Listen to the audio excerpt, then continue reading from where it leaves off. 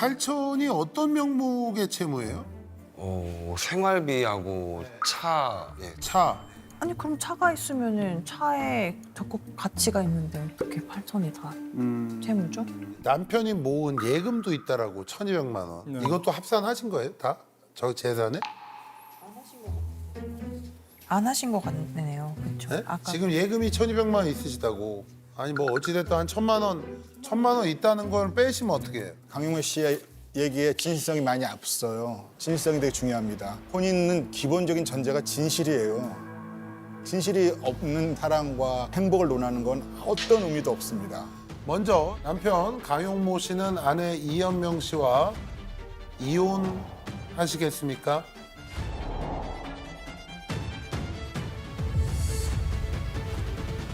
아니요. 이혼을 하지 않으시겠습니까? 네. 예상 저는 못했어요, 그거는.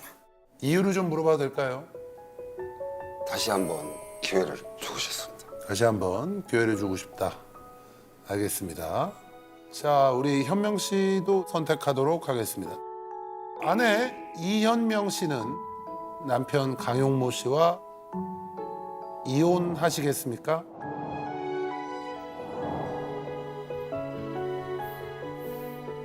네. 네.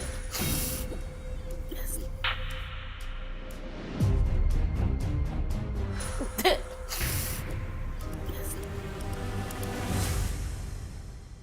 네. 근데 네가? 너가 그런 식으로? 쇼킹했고. 뭐 이유를 좀 여쭤봐도 될까요? 커피숍 결과가 나온 거가 이 사람 속마음을 알았으니까. 저도 너무 그동안 너무 힘들게 살았고 저 마음 좀 편하게 아기들하고 제 인생 다시 두 분의 이혼 의사가 일치하지 않았기 때문에 이혼을 준비하시면 되는데요. 위자료 부분 먼저 조정해 보도록 하겠습니다. 먼저 남편 측 어떻게 조율하면 좋을지 말씀해 주세요. 결국은 결혼 생활 파탄의 책임이 아내에게 있다라고 이제 남편분은 기본적으로 생각을 하고 있고요. 규칙 사유에 대한 원인을 좀 보면 아내분의 사실 가출이에요. 뭐 10번이 넘는 가출이 있었고 심지어 6개월 또는 뭐 1년에 가까운 기간 동안 가출한 적도 있었고요. 최근 2년 가출에는 다른 남자분하고 동거를 했습니다. 그러면 그런 기간 동안 또 남편분이 아이들 양육하고 혼자 굉장히 힘든 노력들을 해왔기 때문에 그런 것들을 생각하면 3천만 원 정도는 최소한으로 위자료를 받아야 되겠다 이렇게 주장을 합니다. 네. 최근에 가출과 2년 동안의 외도, 동거 사실이 있었다는 사실을 저희가 부인하는 바는 아니고요. 그런데 결혼 생활이 20년이었는데요. 그중에 폭언, 폭행은 무려 16년 동안에 지속되어 있었습니다. 또한 20년 동안요, 생활비를 단 한 번도 받은 적이 없었습니다. 심지어 아내분이 결혼하면서 지참금으로 가져온 1억을 아끼고 쪼개고 이렇게 하면서 부담을 해왔습니다. 물론 아이들이 있는데도 가출해서 2년 동안 다른 사람과 지냈다는 건 잘못됐죠. 하지만 일반적인 경우처럼 아무런 가정생활에 문제가 없었는데 혼자서 그냥 나 몰라라 하고 나간 상황이 아니었다, 이런 점이 충분히 고려가 되어야 된다, 이렇게 말씀드리는 바이고요. 그리고 남편분이 상간남 소송을 진행 중이고 그 부정행위에 따른 위자료 책임은 아내도 지고 상간남도 지는 것입니다. 그런데 상간남에게 위자료 청구를 해서 받으셨다면 연대 책임이 있는 아내분은 그 책임에서 면책되는 것입니다. 그래서 도리어 저희가 못해도 위자료 1,000에서 1,500 이 정도는 오히려 저희가 받아야 되는 상황이라고 생각이 듭니다. 혹시 남편분 요 그 생활비와 관련해 가지고 한번 얘기하실 게 있으실까요? 생활비를 지급하신 적이 있나요? 20년 동안 긴 생활 동안 한 번도 생활비를 줘본 적이 없다. 한 번도 아닌데. 근데 결혼 생활 20년인데 한 번이면 되겠어요, 예를 들어? 아니 저도 저 나름대로 했었습니다. 나름대로 했지만. 네. 큰 거는 다 예를 들어서 관리비, 집세 그런 걸 다 제가 부담해갖고 관리비 월세 합치면은 55 나갔어요. 저는 그거를 다 부담했거든요. 4년 동안 제가 다 부담을 했는데 자꾸 엄한 말 하니까 과장돼서 말하고 좀 억울했어요. 그래서 오히려 크게 들어가는 것들은 남편이 계속 좀 해왔다 이렇게 얘기를 네, 하셨는데 네 맞습니다. 그러니까 사실 일반적으로 그 월세 관리비 같은 걸 부담한다고 하더라도 자녀가 셋이나 되기 때문에 일정 수준 이상의 생활비를 현금으로 지급하는 것은 당연히 해야 되는 것인데 그게 없었다는 점이고요. 네? 그런데 그걸 제외한다고 하더라도 이미 폭언이라든지 폭행 그런 부분이 장기간 지속됐기 때문에 이런 부분이 고려되어야 된다는 취지입니다. 근데 지금 우리가 상담하고 했을 때도 그 얘기를 하신 거잖아요, 보면. 네, 네 맞습니다. 그 시기에 대한 문제가 분명히 있다라는 겁니다, 보면. 네, 그 부분 한번 얘기를 해주세요, 정확하게. 제가 폭행하고 뭐 폭언하고 한 거는 좀 중간에 공백이 포함된다고 해도 제 기억으로 한 11년에서 12년으로 알고 있는데 1년에서 12년으로 알고 있는데 그 뒤에 8, 9년 정도는 하지 않았다. 네 맞습니다. 그래서 가출에 대한 이유를 이해 못 하겠다는 거잖아요, 보면. 아니에요. 그건 애들에 대한 폭행이 8년 전이 마지막이고 네, 아내한테는 우리 얘기해 아내분에 주세요. 대한 마지막 네. 폭행 마지막 폭행이 우리 언젠지 얘기해 주세요. 우리 머리 네. 이렇게 한 거. 마지막 폭행은 지금 4년 정도 됐거든요. 이사 와서 얼마 안 돼서 저 머리를 잡아서 밀어쳐서 모서리에 박아서 피 났었거든요. 피가 나서 그때 응급실에 간 거 있죠, 그렇죠? 부르긴 그때, 했어요. 네, 불렀는데 경찰까지 오셨어요, 같이.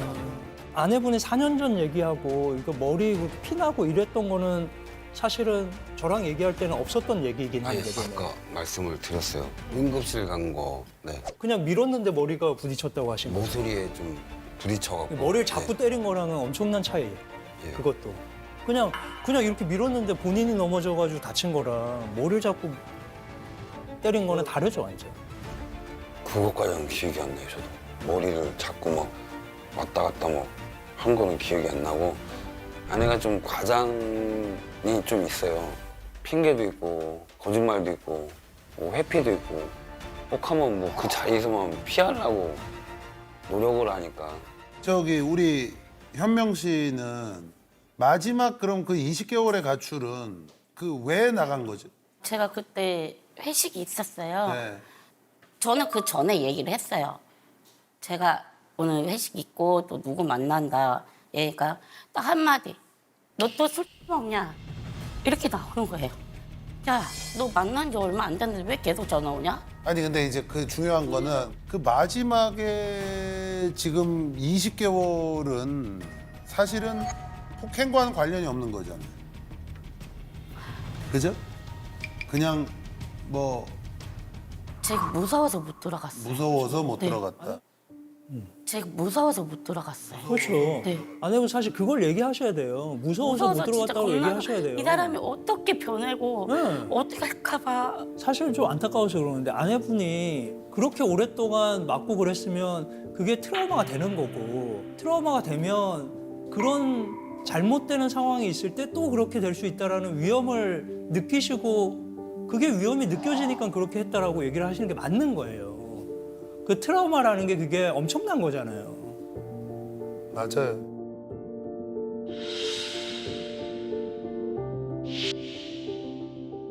그래서 저희가 드리는 말씀은 남편분도 잘못한 시기가 충분히 길었다. 네. 너무 길었다. 그렇기 때문에 각자의 잘못을 인정하고 마무리하는 것이 합당하지 않을까. 이거 받으셔야겠다라는 거예요, 위자료를? 뭐 솔직하게 얘기해요. 저 사람 크고 작고 한 거를 포함해서 한 4, 5년은 돼요. 그 빈 공간이 저한테 보상이 아니라 제 자식한테 보상을 해주고 싶은 마음인데 그래서 남편분은 계속 3천만 원을 계속 주장을 하시는 거예요? 네. 알겠습니다. 계속 그 위자료를 받고 싶으시다면 뭐 소송으로 소송에서 갈 수밖에 없는 거고요. 예. 재산 분할로 좀 넘어가 보도록 하겠습니다. 예. 이게 보시면 결국엔 또 적극 재산보다는 지금 소극 재산이 많은 상태고요. 전체적으로 보면 한 8천 정도 남편 명의의 채무가 있습니다. 그 아내 명의는 뭐 70만 원 정도니까 사실 크진 않고요 보면. 그래서 근데 이 채무에 대해서 채무를 남편이 6을 가져가고 아내가 4를 가져가는 것으로 재산 분할을 했으면 좋겠다. 재산 분할을 했으면 좋겠다. 아니 아니요? 저는 5대5 반반으로 하고 싶습니다. 5대5 반반으로 하고 싶습니다. 아 그래요? 네, 남편이 더 가져가는 게 아니라 5대5로 하겠다. 네. 재산 분할? 요거는 어떻게 분할하실 생각이세요? 반반 할 생각을 하고 있습니다. 반반? 아내가 뭐 1,000만 원도 안 받으려고 할 것 같은데 보면?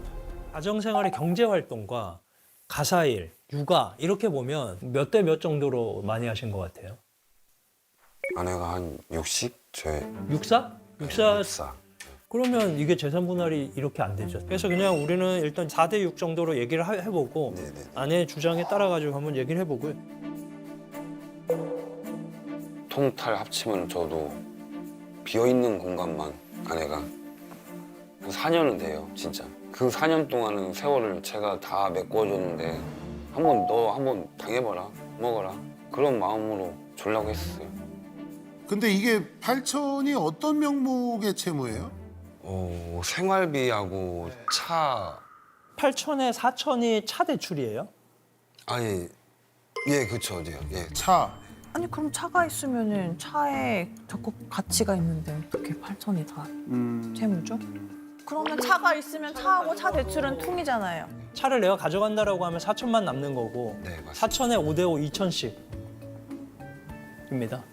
일단은 이 4천만 원을 생활비에 썼다는 것이 명확히 확인이 되지 않기 때문에 저희가 나누기가 어렵습니다. 사실 저희가 상담을 진행할 때에는요, 이 채무가 있는지 알지도 못했거든요.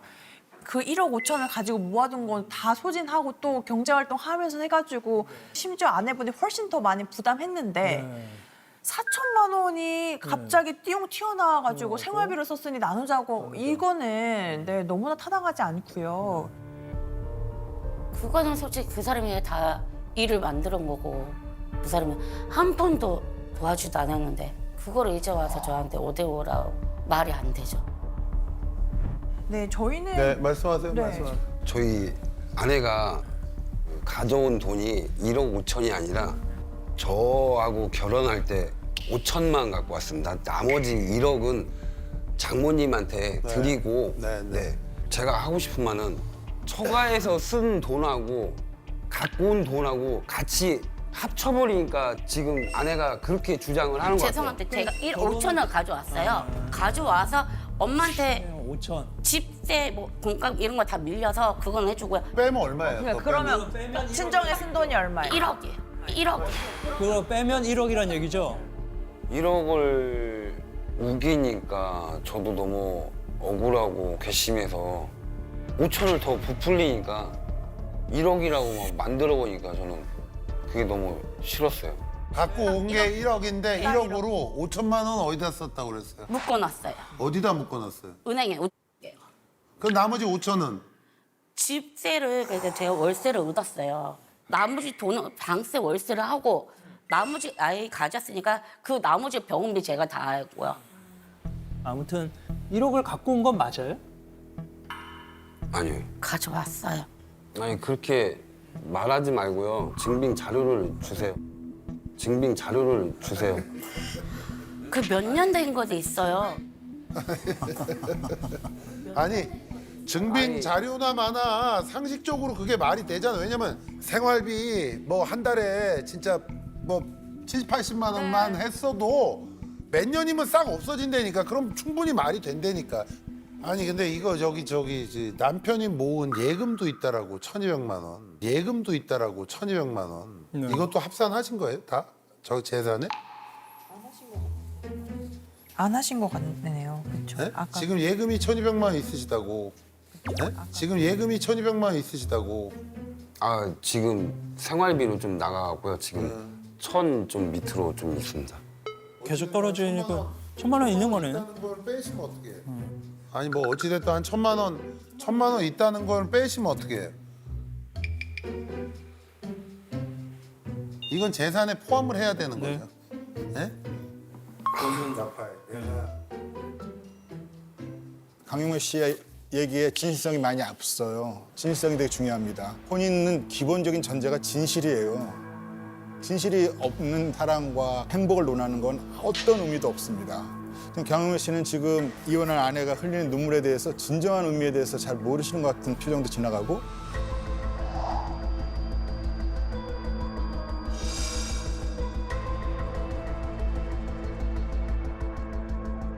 네 말을 믿을 수 없다 이런 식으로 하면은 정말 두 분 사이에서 이혼을 할래 할 수 없을 정도로 계속 얘기가 확장되고 그 확장된 얘기만큼 보통 몇 배가 나한테 온다고 생각하셔야 돼요. 그래서 그런 잘못의 정도를 서로 지금 내세우고 있는 거라서 다시 한번 금액으로 한번 조절해 보겠습니다. 네. 이거 어떨까요? 우리 뒤에 저거 떼고 3,000이잖아요, 빚이. 남편이 2,000 하고 아내가 1,000 하고 요 정도로 해결 보는 거 어때요? 아내분 어떠세요? 네, 그렇게 할게요. 네. 우리 어때요? 남편도. 아, 뭐 6대 4에서 조금 더 쓰시는 거니까. 7대 3이에요. 7대 3이에요. 네, 7대 3, 6대 4, 7대 3인데 7대 네. 3으로 가능하냐? 양보하겠습니다. 네, 그래요. 그 정도는 네. 네. 네. 재산 분할은 그렇게 네네네. 네, 네. 오늘 여러 가지 이혼에 관한 얘기와 재산분할 얘기한 게 있는데 이혼하시게 되더라도 이거 참고하시면 되겠습니다. 마지막으로 하실 말씀 있는지 한 말씀 들어보겠습니다. 먼저 아내분 말씀해 보세요. 저는 솔직히 너무 이 사람한테 너무 많이 힘들었고 너무 그동안 세월이 제 인생이 너무 힘들었어. 너무 힘들었어. 좀 저도 편하게 이제 남은 인생 살고 싶고. 알겠습니다. 남편분도 캠프 떠나기 전에 마지막으로 하실 말씀 하세요. 캠프를 속해서 아내의 마음도 알았고 저도 좀 알려준 것 같아서 너무 고마웠습니다. 감사하고. 그래서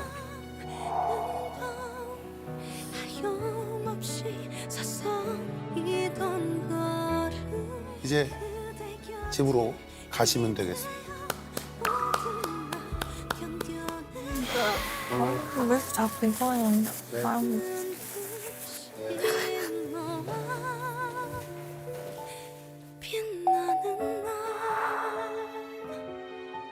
후회는 없어요. 괘씸하기도 하고 미안한 마음 있죠. 죄책감이 드네요.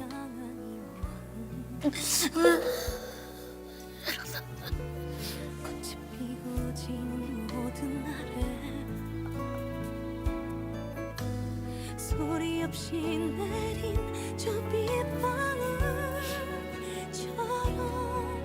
하염없이 스며들던 그만 뭐 행복을 찾아서 간다는데 서로 뭐 응원을 해주고 그렇게 합시다.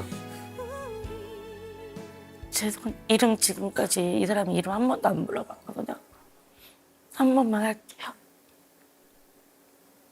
윤목 씨, 저는 진짜 처음부터 솔직히 좋아했고 사랑해서 지금까지 이렇게 왔는데 처음부터 나한테 잘해준 기억, 그 기억 하나 때문에 자기 만난 거고 자기가 그런 성격 아니었으면 아직까지 난 더 좋아했을 거야, 내가.